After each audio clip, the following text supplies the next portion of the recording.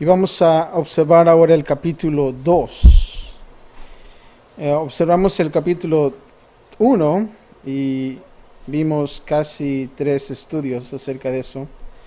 Porque era importante ver realmente lo que aprendimos de Jesús, el Cordero de Dios. Jesús también como el Hijo de Dios y también Jesús como Dios. Y vimos que era el verbo y el testigo. Pero ahora vamos a ver dos historias interesantes y que creo que ya conocen. Y el título de este estudio es Conversión y Purificación. Conversión y purificación. Es algo importante para nosotros y vamos a entender cómo se aplica en nuestra vida cristiana hoy en día. Pero vamos a comenzar en la primera parte, que es del versículo 1 al 12. Y acabamos de cantar esa canción, El agua en vino cambió, ¿verdad? Y vamos a ver de qué se trata esa canción también, de dónde viene ese agua en vino en una boda. ¿Cuántos de nosotros nos gustan las bodas? Es bonito, ¿no? Las bodas, ¿no? Por el mole que hay, por la comida, ¿no? Pero vamos a ver que Jesús fue invitado a una boda, algo interesante, una boda y cómo es y qué sería y cómo se sentiría el novio y la novia, ¿no? De ver que Jesús iba a estar presente en la boda. Y vamos a ver y vamos a comenzar a leer el versículo 1 al 5, pero vamos a ver cómo es de que Jesús responde a la solicitud de su madre en una forma educadamente. Y vamos a ver de qué se trata, claro, acerca de esto. Y vamos a comenzar a leer, estamos ahí en Juan, ¿verdad? Y dice así: al tercer día se hicieron unas bodas en Caná de Galilea, y estaba allí la madre de Jesús, o sea, María, ¿verdad? Y dice, y fueron también invitados a las bodas Jesús y sus discípulos. Imagínense cuántos, ¿no? 12, 13, 14 invitados ahí.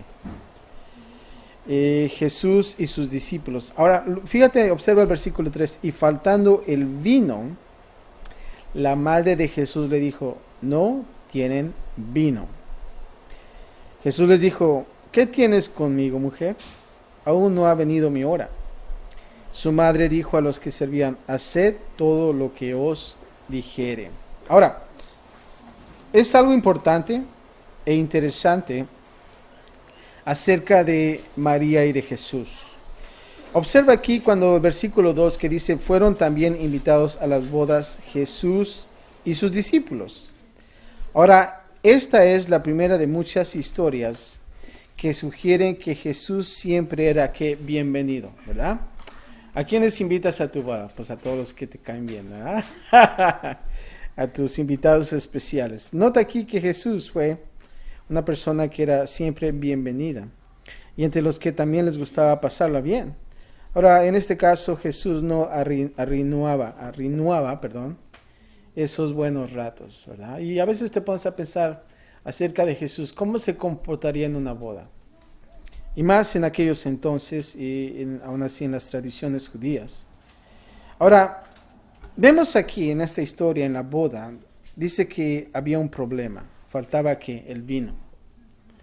Faltaba el vino en la boda. Ahora, esto era un grandísimo problema en aquellos entonces, ¿verdad? Creo que también para hoy. Iba a ser un gran problema, ¿verdad? Pero en aquellos entonces era muy, muy grande el problema. Fallar en proveer adecuadamente para los invitados involucraría que desgracia social. Y creo que siempre en una boda pasan cosas, ¿verdad?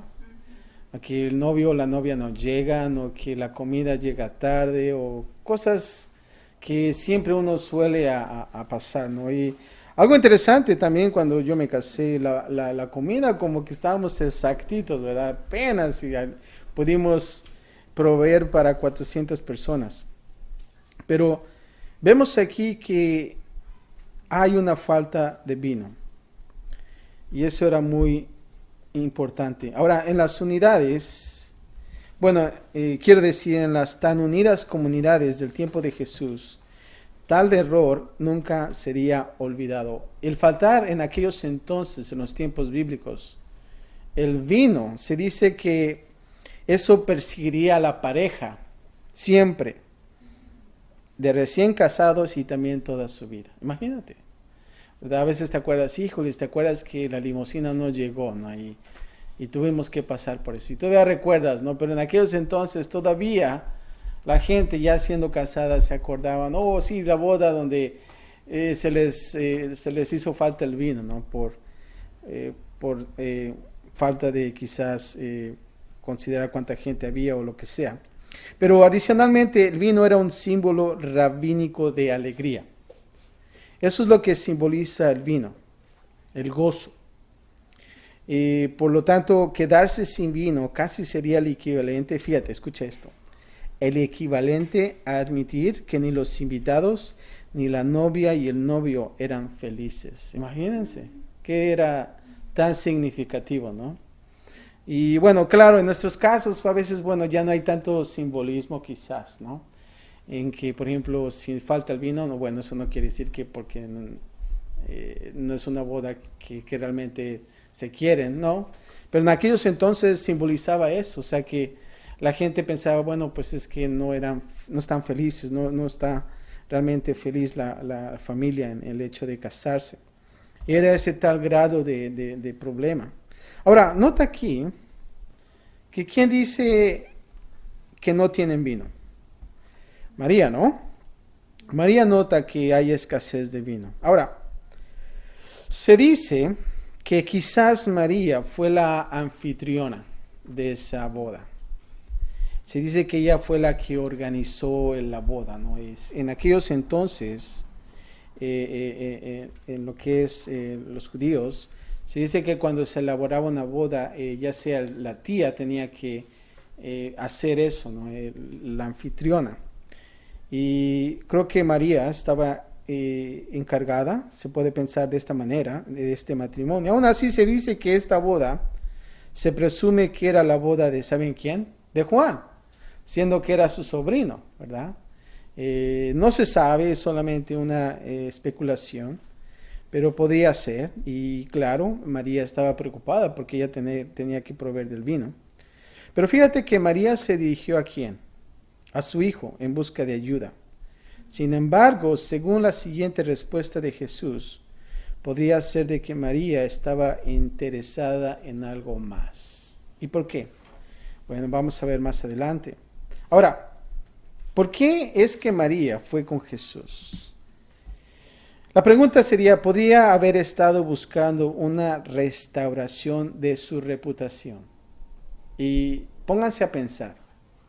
¿Se acuerdan cuando ella tuvo a Jesús? Mucho más antes, que decía que era concebido del Espíritu Santo. No le creía, ¿verdad? Imagínense. Era algo que era fuera de lo normal. Y se observa como una mujer joven de unos quizás 14, 15 años de edad, María había quedado que milagrosamente embarazada porque por el Espíritu de Dios. Sí, fue muy favorecida por Dios y bendecida entre las mujeres, pero también debe haberse convertido, ¿saben en qué? En un objeto de especulaciones y calumnias. ¿No piensan? Imagínense la gente que escuchara de María y dice, María está loca, ¿cómo puede ser tal cosa, ¿no? De estar embarazada por el Espíritu de Dios? Entonces, defendiendo su propia justicia, aún así, vemos en Juan 8:41 que los fariseos declararon con suficiencia a Jesús cuando dice así, no nacemos de la fornicación. Eso es lo que estaba dando los fariseos diciéndole a Jesús. Y más adelante vamos a ver eso. Eso es solamente un ejemplo. Y lo que implica que él había sido. Ahora, durante 30 años, imagínense, ya habían pasado 30 años y María había vivido sabiendo que su personaje había sido injustamente difamado. No es posible que en este punto ella mirara a su hijo no solo por vino, sino porque vindicación. y si podría decir por una venganza, ¿verdad? Pensando que si la gente solo pudiera ver quién era Jesús en realidad, tal vez al final verían también la verdad sobre ella, ¿te vieron? Es como para demostrarles, vieron lo que, eso es lo que se pretendía hacer. Y ella estaba tratando de hacer eso, quizás, cuando ella se acercó a Jesús diciendo, ¿sabes qué, Jesús? No hay vino, haz algo al respecto, ¿verdad? Ahora, ¿por qué digo esto? Bueno, porque fíjate cómo le contesta en el versículo 4 Jesús. ¿Qué tienes conmigo, mujer? ¿Verdad? Suena un poco duro, ¿no? Dices, ay, pues Jesús, tranquilo, ¿no? Como que se sentía alterado, pero no, no lo es así. Jesús se refiere a su madre con un término de respeto. Nota que dice mujer, no dice madre. No la llama madre. Jesús quería hacer énfasis en que ahora tenía una relación diferente con ella. ¿Notaste? Y quizás esa respuesta es lo que pensamos, que María estaba tratando de hacer algo de esa manera. Ahora nota en el versículo 5 cuando dice, haced todo lo que os dijere. Ahora las palabras registradas de María son pocas. Nota eso, cuando tú vas a través de la Biblia, las palabras de María son muy pocas. Sin embargo, es bueno prestar atención a sus palabras que son registradas, porque consistentemente que glorifican a Jesús. Es importante eso. No a la misma María. Si tan solo siguiéramos la dirección de María, cuando dice, haced todo lo que os dijere. Está claro, está hablando acerca de Jesús, ¿verdad? Y es interesante eso. Ahora, vamos a ver del versículo 6 al 2. ¿Qué es lo que hizo Jesús? Ahora, vamos a ver de este versículo 6 al 2, cuando el agua es convertida en vino. Y dice así, vamos a comenzar a leer el versículo 6. Y estaban allí 6 tinajas de piedra para agua, conforme al rito de la purificación de los judíos, en cada una de las cuales cabían 2 o 3 cántaros.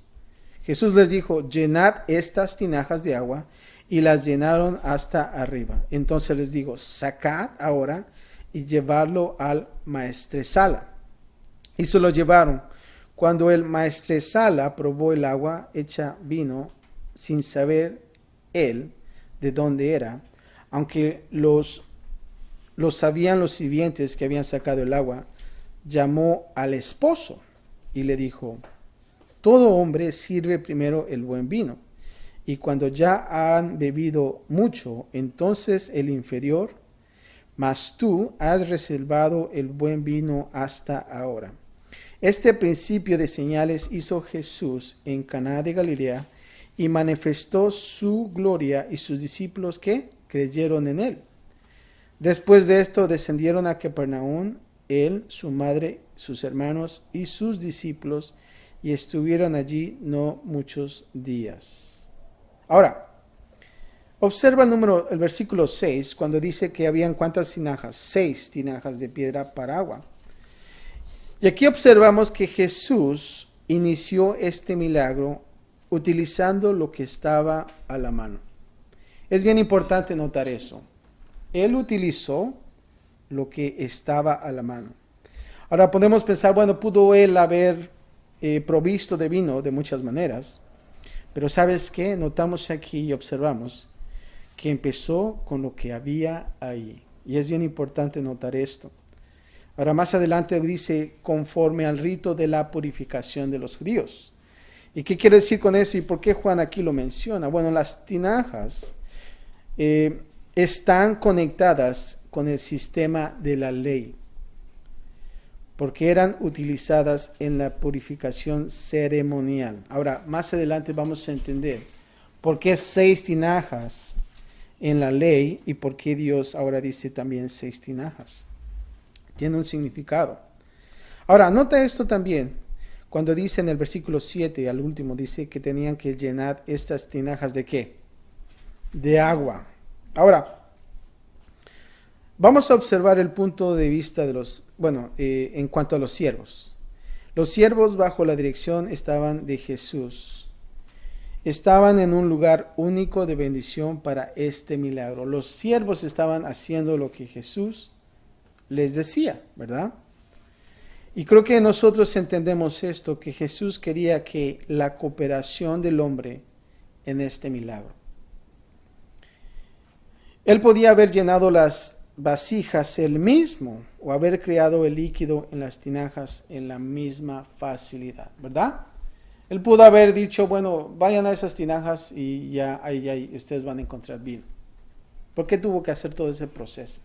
A veces no tenemos que observar eso, ¿no? ¿Por qué los siervos están haciendo? ¿Por qué todo este trabajo? Y creo que Dios quiere también esa cooperación del hombre. Y vamos a observar para qué. Pero ¿sabes qué? Él sabía que si los criados participaban en esta obra, también tendrían parte en la bendición. Y creo que es importante entender esto. Ahora, no malentendamos. Hay gente ahora que cuando uno hace milagros, ¡boom!, todos se enfocan en la persona, ¿verdad? Y ya no en Jesús. Es decir, ¿qué pasó con Jesús, verdad? Y ya todos alaban al pastor, al ministro. Bueno, eso no es lo que Dios quiere de este milagro. Pero Dios quiere que también sean bendecidos en alguna forma. Ahora, nota aquí que si los criados no hicieron el milagro, sus esfuerzos por sí solos eran totalmente insuficientes, ¿verdad?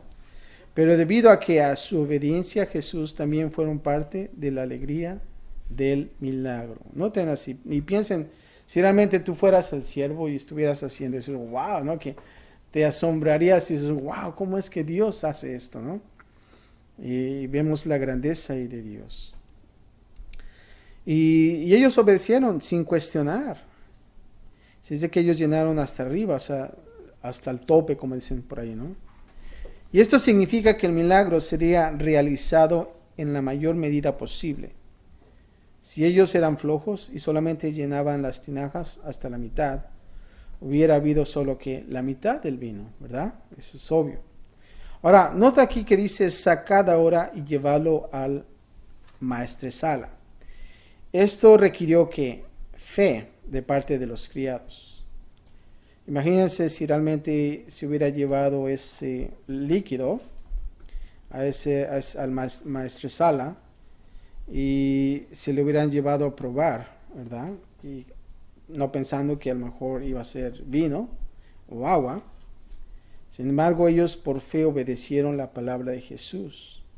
Llevadlo al maestresala. Nota el versículo 10, cuando dice, tú has reservado el buen vino hasta ahora. Ahora, cuando Jesús hizo vino, fue buen vino. Ahora, la pregunta es, ¿qué es el buen vino? ¿Verdad? Ahora, esto no significa que tenían el vino en aquellos entonces, el contenido de alcohol no era muy alto como ahora. Versículo 11, observa que dice, este principio de señales hizo Jesús, ¿en dónde? En Caná de Galilea. Este principio de señales, aquí como dice Juan, es un milagro de conversión. Y creo que tenemos que entender esa palabra. Conversión de las antiguas formas de la ley, que nosotros observamos ceremonia y purificación a la nueva vida en Jesús. Creo que todos entendemos la palabra conversión, ¿verdad? Ahora creo que debemos de entender algo. El agua se convirtió ¿en qué? En vino. Ahora, la pregunta es, ¿cómo hizo milagros Jesús? Y observamos que lo hizo de muchas maneras diferentes. Aquí Jesús no dijo una palabra con un abrir y cerrar de ojos, simplemente ejerció su voluntad y el milagro fue hecho. Ahora me gustaría que escucharas esto acerca de también unas historias. Moisés transformó el agua en ¿qué? ¿Se acuerdan? En sangre. En sangre. Mostrando que la ley resultaba en muerte. Y tú lo vas a encontrar en Éxodo 7, 17 al 21. Pero el primer milagro de Jesús convirtió el agua en vino. Es por eso que dijo desde el principio de los versículos acerca de los judíos, conforme al rito de la purificación de los judíos, ¿no? En aquellos entonces. Y claro, todo esto se está refiriendo a lo que es el Antiguo Testamento. Pero notamos aquí que Moisés transforma el agua en sangre, que era muerte. Pero ahora fíjate, Jesús convirtió el agua en ¿qué? En vino. Y eso muestra que gozo de una nueva obra. Ahora, esto representa lo que Juan dijo en Juan 1:17. Pues la ley por medio de Moisés fue dada, pero la gracia y la verdad vinieron por medio de Cristo Jesús. Es por eso que vemos esta historia de esta manera. Y si tú quieres ver ese versículo, Juan 1:17, eso es lo que entendemos mejor aquí en esta historia. Ahora, podríamos decir que el agua es como una relación con Dios en el antiguo pacto. ¿Se acuerdan? Usaban el agua en las muchas historias. Y eso era el antiguo pacto. Pero ahora fíjate, el vino es como una relación con Dios bajo el nuevo pacto. Y quiero que escuches estas observaciones. El vino fue después del agua. Y el nuevo pacto es después del antiguo pacto, ¿verdad? Ahora, el vino del agua, ¿verdad? Y el nuevo pacto viene del antiguo pacto. El vino era mejor que el agua. Y el nuevo pacto es mejor que el antiguo pacto, ¿verdad? Ahora, nota aquí en el versículo 11, en la segunda parte, que dice que manifestó su gloria. Según Juan 2:1, este milagro sucedió, ¿cuándo? En el tercer día. Ahora, es importante ver también cómo es que escribió él esto, y aún así con detalles en el tercer día. Y aquí Juan está haciendo alusión a la idea de que Jesús manifiesta su gloria en el tercer día y que sus discípulos creyeron en él cuando vieron que su gloria. Jesús resucitó ¿cuándo? Al tercer día. Ahora más adelante en el versículo 11 dice que sus discípulos creyeron en él. Ahora claro, ya creían antes, pero ahora su fe que se profundizó más, ¿verdad? Y creo que a veces pasa a nosotros. Nosotros creemos en Jesús, pero cuando hay un milagro en nuestra vida, ¿qué pasa? Creemos más, ¿verdad? Aumenta esa fe en nosotros. Y esto es común en nuestras vidas cristianas. Dios hace algo grande en nuestras vidas. Y nosotros una vez más volvemos a creer. Pero ahora vamos a ver, después de esta boda en Caná, ahora vamos a ver algo interesante acerca del templo purificado. Ya vimos la conversión.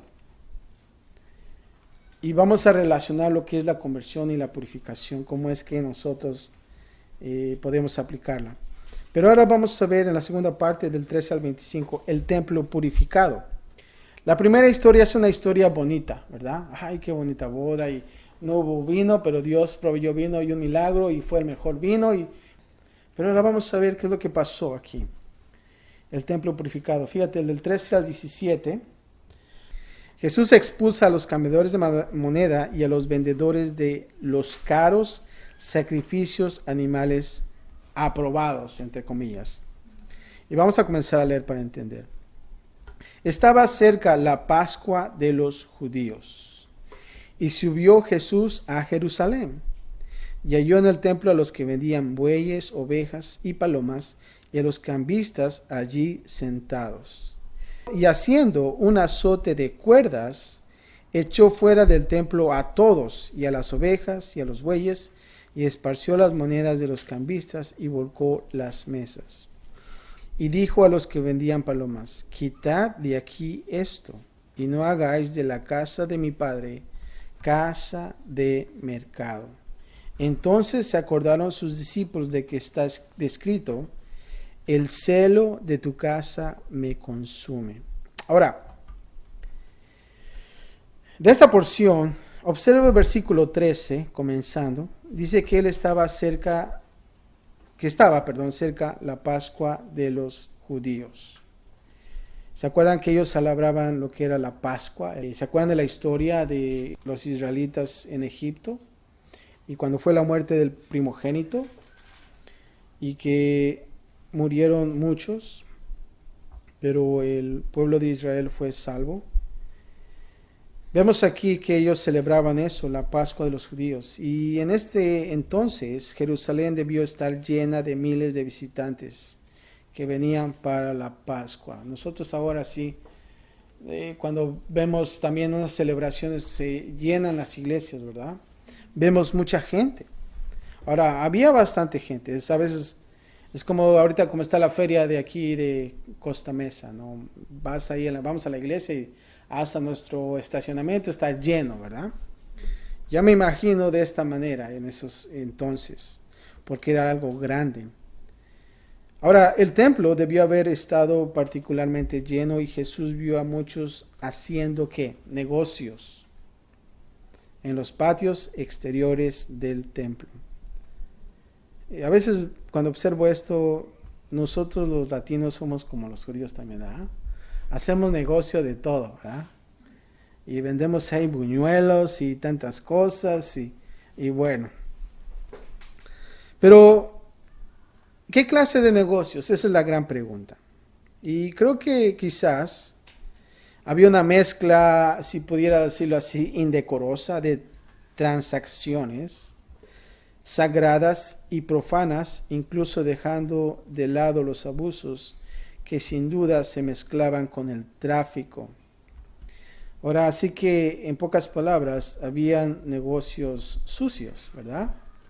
Ahora, ¿qué clase de negocios? Bueno, se dice que, y aún así muchos comentaristas dicen que la razón por la que no se aceptaba moneda extranjera en las contribuciones al templo era que llevaban la imagen del emperador y de dioses paganos. Esa era una. Eso era en cuanto a los cambistas. Pero otra también era cuando las personas vendían los animales. Ahora, la pregunta es, ¿para qué usaban los animales? Para los sacrificios, ¿verdad? Ahora, había una tranza ahí, ¿verdad? Hablando chilangamente, ¿verdad? Había una tranza de que esos animales supuestamente eran aprobados por los sacerdotes. Entonces ellos los vendían a una suma un poco más elevada. Y cuando la persona traía su animal, ¿qué hacían? Pues los sacerdotes, no, pues sabes que este no. Falla, no es aprobado. Entonces, ¿qué es lo que tenía que hacer? Pues comprar uno que era aprobado por los sacerdotes. Entonces, vemos aquí que realmente ellos estaban haciendo tranza, ¿no? En cuanto a esos animales. Y entonces Dios se enoja mucho, ¿no? Vemos cómo la gente humildemente y con un corazón sincero trata de venir para hacer un sacrificio. Y más en la iglesia que se viene a encontrar con este tipo de personas. Qué triste es, ¿no? Muy triste. Y a veces cuando leí esto dije, qué triste, ¿no? Porque aún así hoy en día estamos observando que también a veces los ministros están haciendo negocio de todas estas cosas. Una vez estaba observando en un video de una persona que estaba pidiendo dinero y grandes cantidades de dinero. Y dijo, wow, qué tremendo está esto, ¿no? Y una persona humildemente vino a dejar el título de un terreno. Y llegó con esta persona y le dio este papel. Y la persona vio, el ministra, y dijo, no, sabes que esto no es aceptable. No es suficiente. Y dijo, caray, pues no es suficiente. Pues, Dios mío, ¿qué pasa con esta gente? ¿No? Y pónganse a pensar, ¿no? Cómo es de que gente así, ¿no? Y está tratando de abusar con estas cosas sagradas, ¿no? Y aún así del hecho de poder discernir de lo que es aceptado y lo que no es aceptado, ¿no?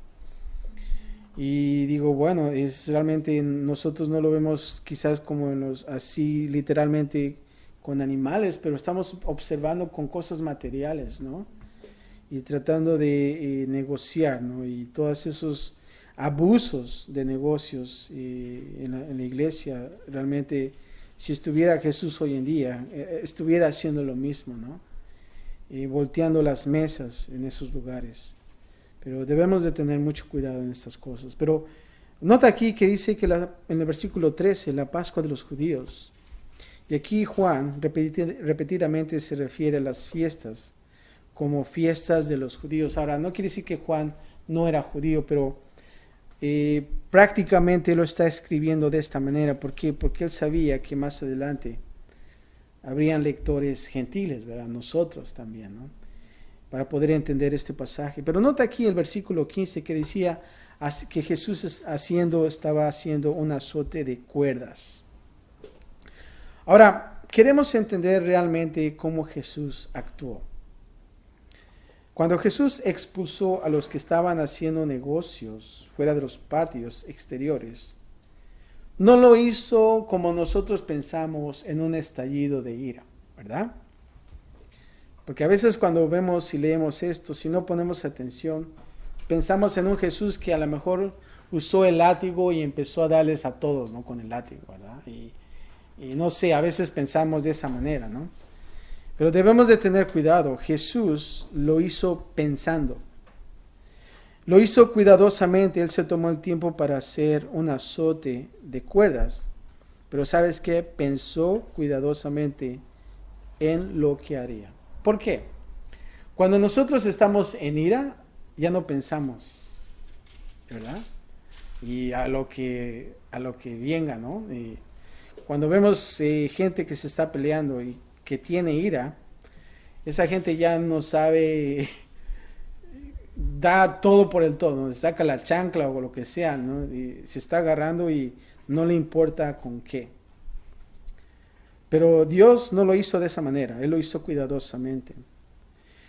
Y se dice que algunos comentaristas están confiados en que Jesús, escucha esto, usó el azote de cuerdas solo sobre los animales, y otros están confiados en lo que lo usó tanto en hombres como en animales. Sin embargo, el sentido es más bien una muestra de la autoridad de Jesús más que la violencia. Yo pienso que, en mi propia opinión, que Jesús fue más en cuanto a las cosas materiales. Yo pienso que no fue contra el hombre o contra el animal, ese es mi punto de vista. Ese azote de cuerdas fue usado adecuadamente, ¿verdad? No para usar la violencia a una persona, porque imagínense, si le hubiera usado la violencia, pues todos se lo hubieran echado encima, ¿no? Y cosas así. Pero creo que cuando tú quieres demostrar tu enojo, hay maneras de hacerlo. Y claro, no usando la violencia. Simplemente el enojo te portas de una manera, pero estás sabiendo lo que estás haciendo. Y estás demostrando solamente tu autoridad, ¿verdad? Cuando yo saco el cinturón de mi pantalón y mis hijos dicen, caray, pues esto ya está un poco más drástico, ¿verdad? Entonces, yo no les doy a donde lleguen los trancazos, no. ¿Por qué? Porque puedo lastimar a mis hijos, ¿verdad? Sino que realmente considero, y a veces ya sacando el cinturón como que ya se aplacaron totalmente. Dije, no, pues ahí estuvo, me rindo, ¿no? Sacan la bandera. Pero entonces vemos ahí quizás de la manera en que Jesús actuó. Ahora nota aquí que en el versículo 15 más adelante que dice que echó fuera del templo a quienes, a todos. Y las monedas de los cambistas y las volcó y las mesas también. O sea, vemos ahí, pensamos, nos imaginamos cómo es de que sucedió estas cosas, ¿verdad? Ahora, versículo 17 dice que el celo de tu casa me consume. Y aquí los discípulos recordaron esta línea de lo que está en Salmo 69. Ellos no tenían claro la Biblia completa, ¿verdad? Pero en el Antiguo Testamento tú vas a encontrar en Salmo 69, versículo 9, esta frase que dice, el celo de tu casa me consume. Y en tu casa puedes indagar un poco más. Y ellos es lo que hicieron, conectaron este pasaje y entonces podían entender realmente a Jesús. Jesús tenía por la pureza de la casa de Dios y la adoración que allí se practicaba ese celo. Ahora, algo interesante es que Juan inició con un milagro de conversión, ¿verdad? Convirtió el agua ¿en qué? En vino. Luego mostró a Jesús realizando un acto de purificación. La limpieza ¿de qué? Del templo. Esta es siempre la manera en que Jesús obra en su gente. ¿Cómo? Primero una conversión. Y luego una ¿qué? Purificación. Cuando tú llegaste a Jesús, tú sufriste una ¿qué? Conversión. Eso es la boda, ¿verdad? Tú llegas a Jesús, pero no queda ahí todo. Sigue la historia. Ahora es un proceso de ¿qué? De purificación. Y sabes que lamentablemente muchos nos quedamos en la boda. Pero debe de haber también una purificación. Es lo que Dios quiere de nosotros. Dios quiere esa purificación. Y es bien importante. Y a veces nosotros, cuando nos quedamos en esa conversión, a veces dice, Señor, ¿qué pasa? Esto no es parte de mí. Y no has escuchado que a veces gente dice, el cristianismo no es para mí, ¿verdad? Porque no funcionó, ¿verdad? No es de que no funcionó, es que te quedaste en la conversión. Pero te faltó ese proceso de ¿qué? De purificación. Eso es lo que te hace falta. Y es importante nosotros notar este capítulo 2, una gran historia para entender nuestra vida como cristianos, dónde estamos. Ahora, versículo 18 al 22, vamos a entenderlo más. Jesús habla de un nuevo templo y su destino. Nota el versículo 18, dice, y los judíos respondieron y le dijeron, ¿qué señal nos muestras ya que haces esto? Respondiendo Jesús les dijo, destruid este templo y en 3 días lo levantaré. Dijeron luego los judíos, en 46 años fue edificado este templo y tú en 3 días lo levantarás. Mas él hablaba del templo ¿de qué? De su cuerpo. Por tanto, cuando resucitó de entre los muertos, sus discípulos se acordaron que había dicho esto y creyeron la escritura y la palabra de Jesús había dicho. Ahora, nota aquí los judíos estaban pues enojados, ¿verdad? De la acción que Jesús hizo. Es por eso que dices, ¿qué señal nos muestras ya que haces esto? Ahora, esto no era necesariamente una pregunta mala. Cualquiera que expulsara a los comerciantes de los patios del templo afirmaba tener la autoridad para hacerlo. Los judíos querían saber si Jesús realmente tenía esta autoridad, ¿verdad? Prácticamente los judíos estaban en su derecho. Pero el problema aquí que nosotros observamos en esta pregunta es que demandaban una señal de Jesús. ¿Para qué? Para probarlo, ¿verdad? Porque eso siempre lo querían hacer, probarlo a Jesús. Pero fíjate el versículo 19 cómo contesta. Destruir este templo y en 3 días, ¿qué? Dice, lo levantaré. Jesús habló aquí del templo ¿de qué? De su cuerpo. Y Jesús sabía que estos líderes religiosos intentarían que destruir su cuerpo, pero también sabían que no tendrían éxito. Y irónicamente, claro, ellos fueron los que llevaron a Jesús a la cruz. Ahora, escucha esto, en el juicio de Jesús, uno de los cargos presentados en su contra fue que dijo que destruiría el templo. Le pusieron ese cargo.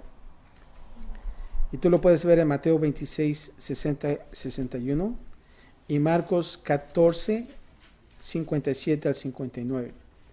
Cuando murió en la cruz, los que se burlaban le recordaban a Jesús de lo que parecía ser una promesa imposible.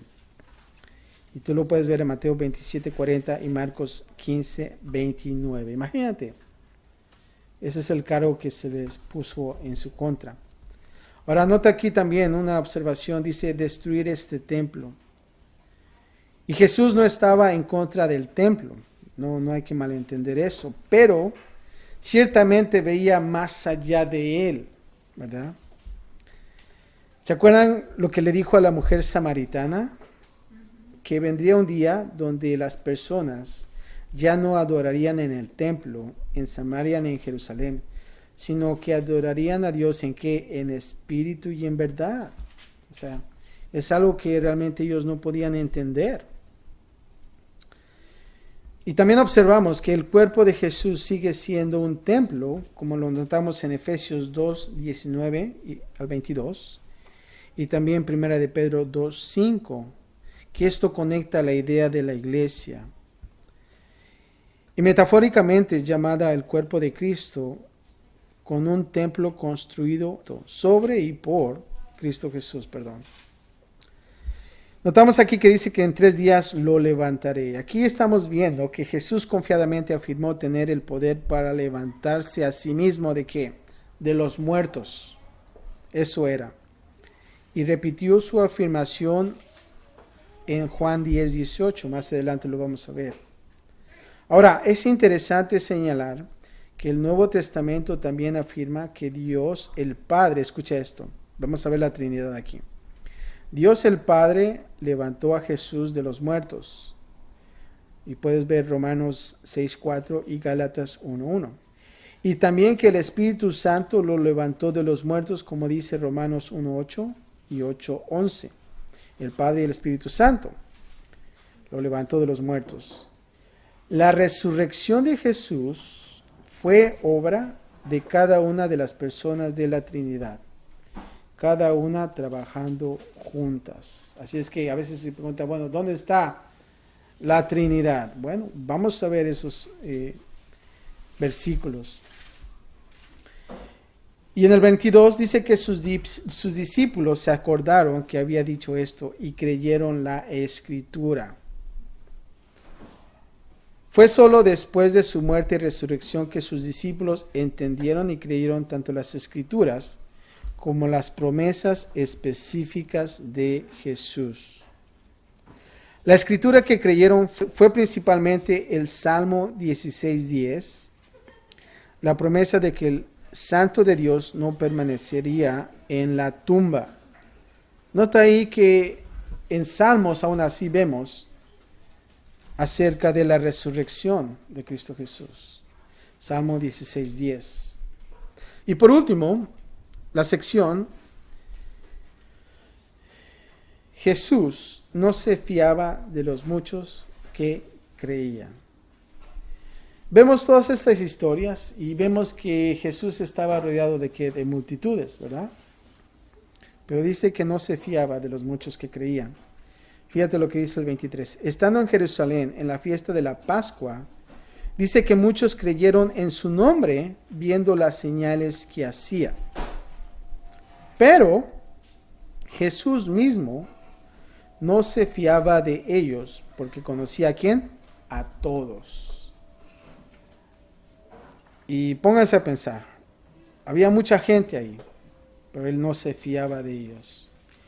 Versículo 25 dice, y no tenía necesidad de que nadie le diese testimonio del hombre, pues él sabía lo que había en el hombre. O sea que prácticamente los conocía, ¿verdad? Y no se fiaba del hombre. Jesús sabía que esta era una fe muy pobre y superficial. No estaba basada en nada más que admiración de lo espectacular. Imagínense, viendo ese milagro y tantas cosas, pero prácticamente eso no le daba de pensar a él, oh, ya me están creyendo, ¿no? Por el hecho de que yo haya hecho estas cosas, ¿verdad? Como dice aquí, él no se fiaba. Escucha esta frase, lo que dice un tal Morgan. Si creer no es nada más que una admiración por lo espectacular, creará aplausos entre las multitudes, pero el Hijo de Dios no puede fiarse de este tipo de fe. Y a veces vemos, ¿verdad?, que mucha gente está admirada y ¡wow! Noche de sanidad y milagros y mucha gente, ¡wow!, todos aplaudiendo y tanta bulla que vemos en las redes sociales, ¿verdad? Pero a veces me pregunto y digo, bueno, si estuviera Jesús aquí, ¿qué pensaría de estas actividades, verdad? Pienso que él no se fiaba de las personas, porque él conocía realmente a cada uno de ellos, ¿no? Qué interesante sería. ¿Por qué? Porque él sabía lo que había en el hombre. Sabiendo lo que había y sigue habiendo en la humanidad. Jesús, ¿saben qué? Sigue amando. Él conocía y conoce lo peor y aún así ve la imagen de Dios, incluso sobre cada hombre y mujer caído. Y eso es algo hermoso. Él no se fía, pero ¿sabes qué? Él nos ama. Padre, gracias te damos, Señor, por esta noche. Padre, qué hermoso es de saber, Padre, y de escuchar la historia de que fuiste invitado a una boda especial. Y lo más especial de esa boda fuiste tú, Señor. De que se pudo ver un milagro, Señor. Y Padre, de la misma manera, Señor, en nuestras vidas. Padre, esa conversión de agua a vino, de la misma manera en nuestras vidas, Señor, que de esa agua, Señor, que hubo una vez, un tiempo en nuestras vidas, ahora, Padre, que es vino, Señor, un símbolo de gozo, de saber, Señor, que tú nos has transformado, Señor, y ahora estamos en ti, somos parte de la familia. Pero, Padre, la historia continúa en nuestras vidas y queremos aún así, Señor, pasar ese proceso de purificación, Señor, y es a través de ti, Señor. Padre, ayúdanos a mantenernos, Señor, como cristianos. Y Padre, no de traer, Señor, negocios que no son tuyos, sino que realmente podamos nosotros traer buenos sacrificios a ti, Señor. De un corazón sincero, Señor. Y gracias te damos por este tiempo, Señor. Sé con cada una de las familias que están aquí, Padre, y si hay alguien, Señor, que se ha sentido quizás lejos de ti, Señor, y difícil de poder entender qué es lo que pasa, Señor. Yo te pido, Señor, que nos ayudes a poder adentrarnos más a través de este libro de Juan, Señor, y poder entender dónde estamos y qué tenemos que hacer también, Señor. Gracias por estas historias, Señor, y gracias porque sabemos que tú nos amas a pesar de que nos conoces, a pesar de lo malo que somos, Señor. Padre, sabemos que tú nos amas aún así. Gracias, Padre, por todo en Cristo Jesús. Y todos decimos amén.